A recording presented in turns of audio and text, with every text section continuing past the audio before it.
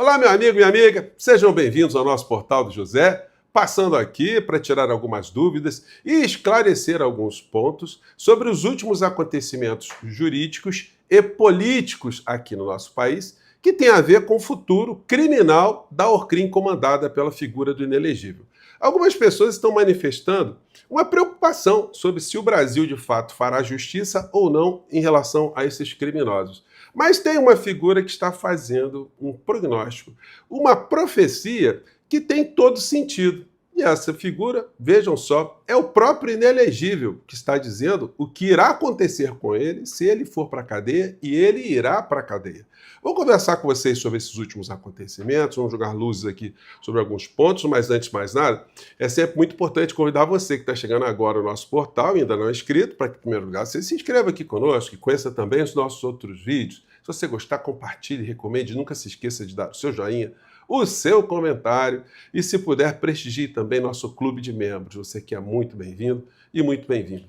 Gente, é impressionante, né? Existe uma coisa na psicanálise que se chama viés de confirmação.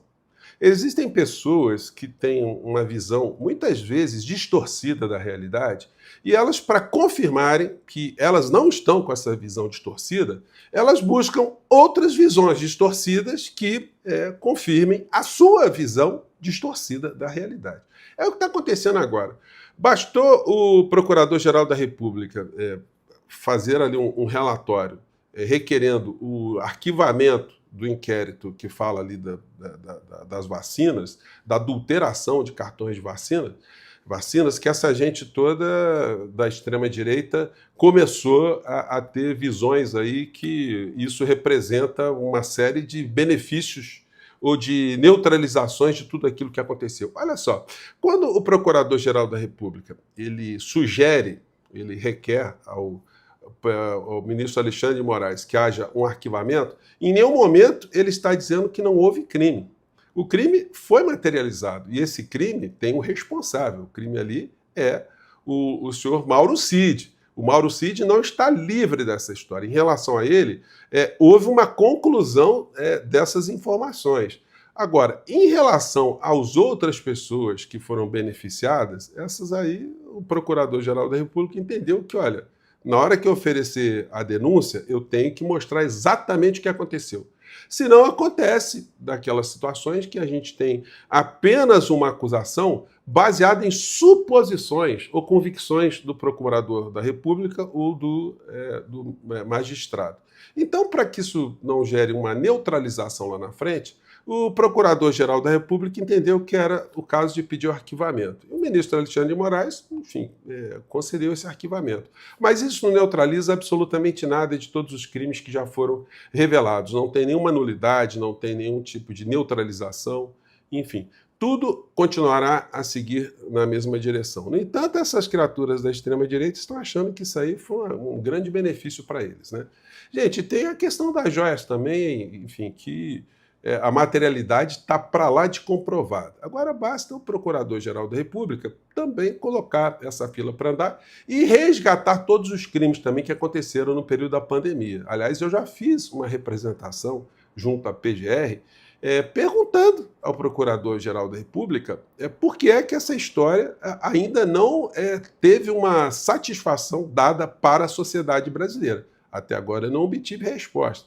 Inclusive, estou entrando em contato com a assessoria de comunicação da Procuradoria-Geral da República, que, francamente, né, tá pior do que muitas outras assessorias de comunicação. Mas essa aí a gente vai buscar mais contatos para ter mais informações, com certeza eles vão acabar dando para a gente também.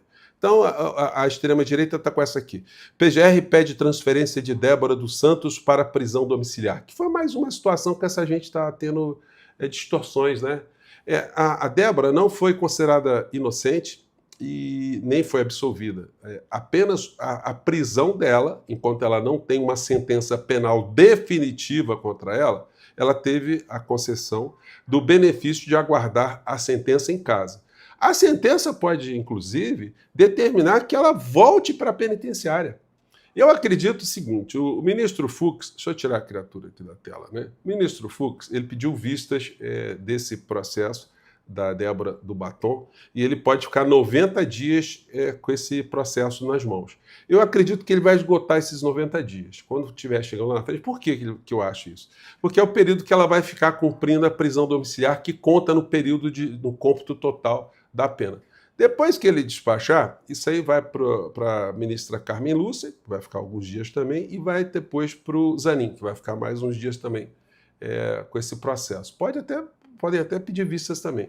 Mas todo esse período conta como um período que a pessoa está presa, porque ela, de fato, ela está com tornozeleira eletrônica, ela não pode sair para a rua, ela não pode ficar dando entrevista, ela não pode acessar a rede social. Ela está na condição de uma pessoa acautelada, porém está próxima dos seus filhos. Você poderia perguntar, isso pode ser concedido a outras presas no Brasil? Enfim, tecnicamente pode. Isso, aliás, pode, é o que deve acontecer. Mas, na maior parte das vezes, nós sabemos que a justiça ela acaba dando decisões definitivas muito mais velozmente. Isso impossibilita de uma pessoa condenada já definitivamente dela ter esse benefício de aguardar em casa em função do crime que ela está sendo acusada. Agora, sobre o volume da pena dela, eu, sinceramente, eu acho até que o ministro Fux, ele pode até falar alguma coisa de dosimetria, pode tirar alguns meses da pena da Débora. Mas não acredito que nem o ministro Zanin e nem que a Carmen Lúcia farão isso. Portanto, a pena geral dela vai permanecer a mesma, só que o cumprimento dela vai ser diferenciado nesse ponto, que ela vai ficar algum tempo em casa para eventualmente voltar para a penitenciária. Isso a gente vai discutir mais à frente. Mas é impressionante, os canais da direita dizendo Alexandre de Moraes derrotado, a queda do ditador, e vão por aí afora, né? Mas só que a previsão do dia é essa aqui, ó. Prisão é o fim da minha vida. Estou com 70 anos, diz Bolsonaro. Olha, Bolsonaro, o que tem de gente torcendo para a profecia se concretizar. Ex-presidente admite ter conversado sobre estados de sítio e de defesa e artigo 142. Ou seja, conversou sobre o golpe, está confessando, mas afirma que descartou logo de cara. Quer dizer, ele propôs e ele descartou, né? Vou colocar aqui um trecho da entrevista do Inelegível, porque ela é autoincriminatória, né? Vamos ver se dá para pegar aqui, vamos lá. No momento. Não foi surpresa o acatamento da denúncia. Não foi surpresa. Agora é o momento... Peraí, acho que está um pouco baixo aqui, gente, mas eu acho que dá para pegar, né? Acho que dá para pegar, vamos lá. E o Ministério Público não vai acusar apenas. Ele vai buscar provas do que foi feito. Por exemplo, uma das cinco crimes aí é o dano ao patrimônio. Ele vai ter que demonstrar que eu estava aqui em Brasília. Errado, senhor inelegível. Ele não tem que demonstrar absolutamente nada. Aliás, no planeta inteiro, nós sabemos que para um criminoso ser responsabilizado por algum crime, ele não precisa tecnicamente estar no lugar.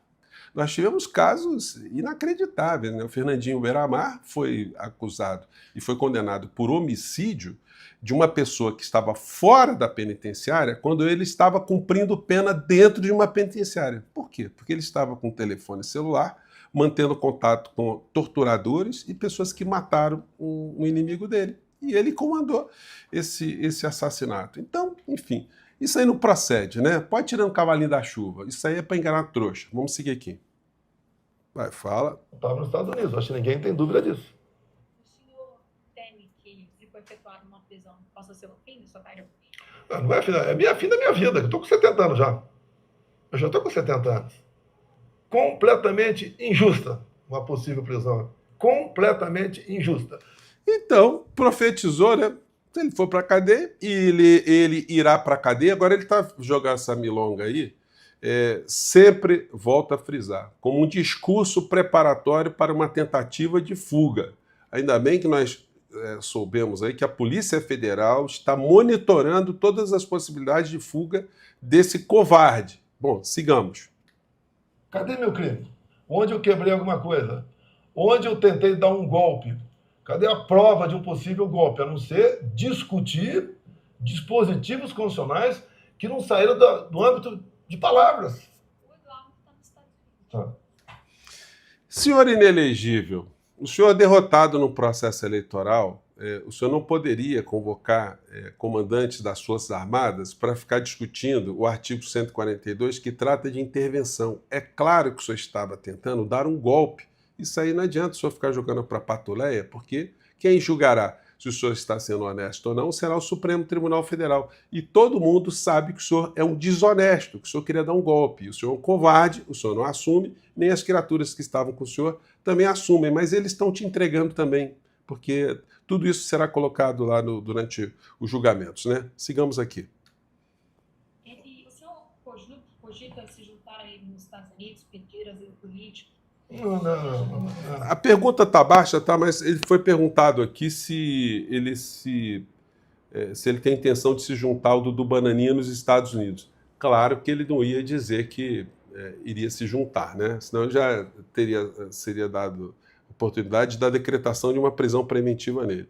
E ele publicou hoje uma percepção aqui do Thales Faria, do UOL, que está equivocado. O Thales está equivocado aqui, mas ele está usando o equívoco do Thales para vitaminar aqui a vida dele, né? Assim como uma deslegitimação de tudo que está acontecendo. Vamos ver se dá para pegar aqui. Fala. Decisão da PGR, né? Esse encaminhamento que ela faz ao Supremo Tribunal Federal. Olha, eu temo que ela traga risco ao processo, ao caso das joias e ao próprio processo do golpe, processo contra o Bolsonaro. Primeiro, por essa pergunta que você fez ao Josias. Será que o Supremo vai encarar a Procuradoria? O TCU decidiu agora que o caso das joias não foi... o Bolsonaro tem direito a usá-las. Tem direito a ficar com elas, que não foi furto, não foi nada disso. Então, eu repito a sua pergunta, será que o Supremo vai encarar a Procuradoria denunciando e o Supremo vão encarar o TCU? Essa decisão do TCU foi baseada, né, também tem suas possibilidades legais. Gente, olha só, às vezes é muito importante ter uma consultoria jurídica no jornalismo, né? Porque, meu caro Thales, a decisão do TCU e a opinião de um flanelinha que toma conta de um carro em qualquer cidade no Brasil é a mesma coisa. O peso é o mesmo, acredite se quiser. Por quê? Porque o Tribunal de Contas da União é um órgão auxiliar do Poder Legislativo, ou seja, um órgão auxiliar da Câmara e do Senado, e não tem decisões jurídicas. Teve ali uma opinião que foi dada por ministros que têm uma ligação clara com a figura do criminoso mor. O Jorge Oliveira foi chefe de gabinete do Bolsonaro, ele que comandou esse relatório. Portanto, ele não tem peso algum, ele não revoga o Código Penal brasileiro, não revoga os crimes de prevaricação, de peculato, de advocacia administrativa, de furto, de roubo, de associação criminosa, enfim. Então, olha, pode tirar o cavalinho da chuva, mas o Bolsonaro colocou isso de modo a legitimar, né, uma possível linha de defesa dele. E está convocando as pessoas aqui para o dia 6 de abril e a gente tem aqui a cereja do bolo dos golpistas, né? Que eles querem duas coisas, né? Facinhas. Eles querem que todos os criminosos que tentaram destruir a nossa democracia não sejam condenados para ir para a cadeia e querem tirar o presidente Lula do governo, querem um impeachment. Bacana, né? Vamos lá. 14 horas na Paulista. Opa. Grande ato pela anistia. Você está convidado.